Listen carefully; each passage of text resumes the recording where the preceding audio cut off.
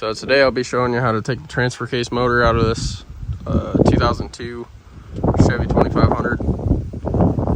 This is just a parts truck I have sitting here. It's about to get hauled to scrap, but I need the transfer case motor out of it for my other truck that's sitting over here. Four-wheel drive ain't working on it.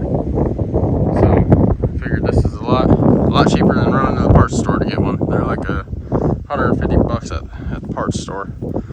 But yeah, so I'll be showing you how to take it out. I won't be putting it in the other truck today, but pretty much just reverse the process I'm about to show you. So I'm up here under the truck, and I'll try to make it so you can see. This is your transfer case here, behind your transmission. Here's the transmission, the engine. Here's the drive shaft running to the front axle. So we're gonna have to take this drive shaft off to get to the motor here. This is the actuator motor that we're changing. So yeah, you need to get this drive shaft out of here. This is just like a slip yoke in here. You pull this boot off and it'll slide out of here. But to do that, you have to take the drive shaft off at the front, take the yoke bolts out, and it'll come off and let it slide forward. Alright, so to get this drive shaft off, this is a 11mm wrench.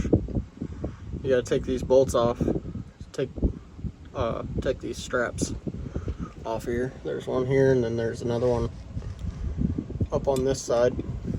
And ideally, I would put the transfer case in neutral, but the wiring harness is already taken out of this truck, and I can't hook a battery up to it to shift it into neutral.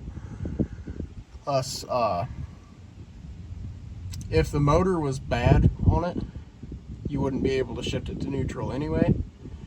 So, yeah, you might have to mess around and get up in there somehow and get the bolts out of that top strap. But for me, I'm not worried about saving the bearings in these U-joints, so I'm just gonna rip it out of here with one strap off of it. Alright, so as you see, I got 3 of the 4 bolts out, and that's not ideal. You're gonna wanna get all 4 of them out and take those straps off so you can pull the drive shaft straight out of there.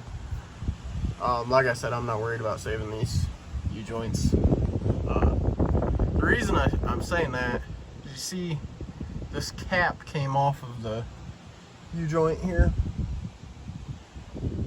That cap has bearings in there. You don't want to mess up those bearings. Those rollers can fall out of there, and it's kind of hard to get them to set back up in there and put them all back into position and get them to stay while you put the cap back on. Plus, you don't want to be getting dirt up in there or whatever. So yeah, you want to make sure you keep those caps on the U-joints. You can mess up a lot of things with it. But like I said, I'm not concerned about saving this. This is just a parts truck.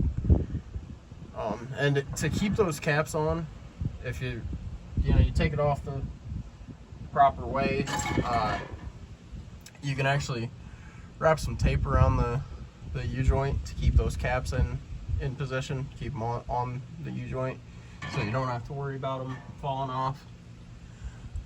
But yep, so I got that end hanging there, and this should just slip right off, slipping out of that boot.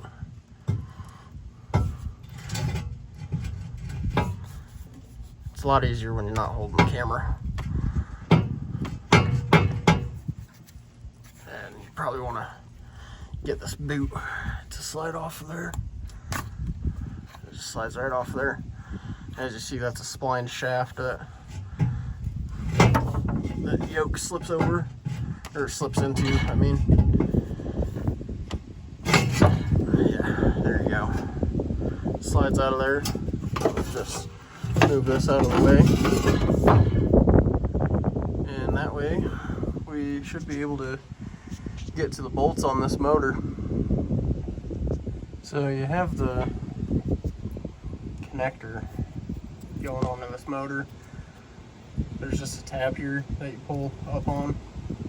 You just kind of wiggle it, pull, and it will come out.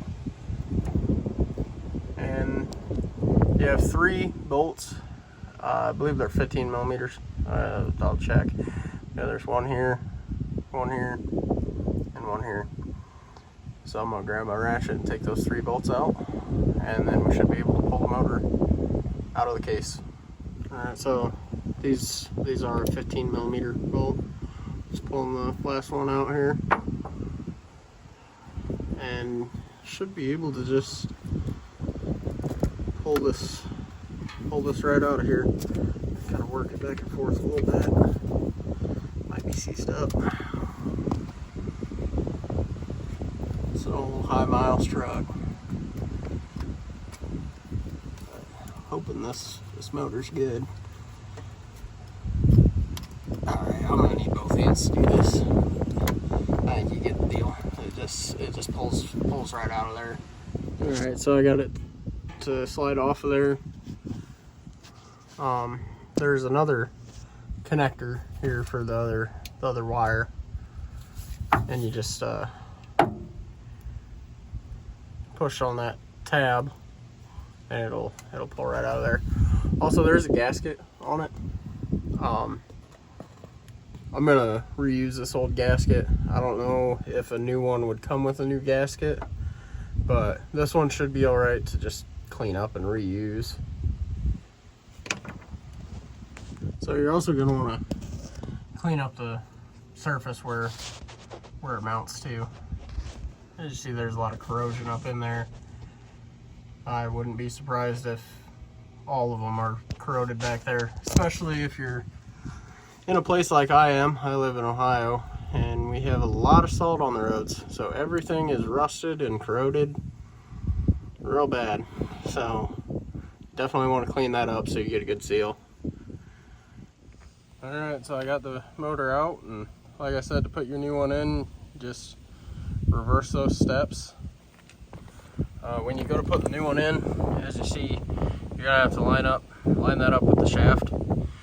The new one might have a pin on it to help you line it up. If not, you just put it up there in the position it's supposed to be in, and kind of turn it around until it sets down on the shaft.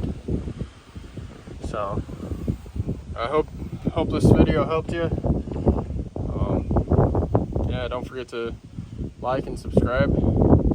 Subscribe if you want to see some more kind of backyard mechanic type of videos. Thanks for watching.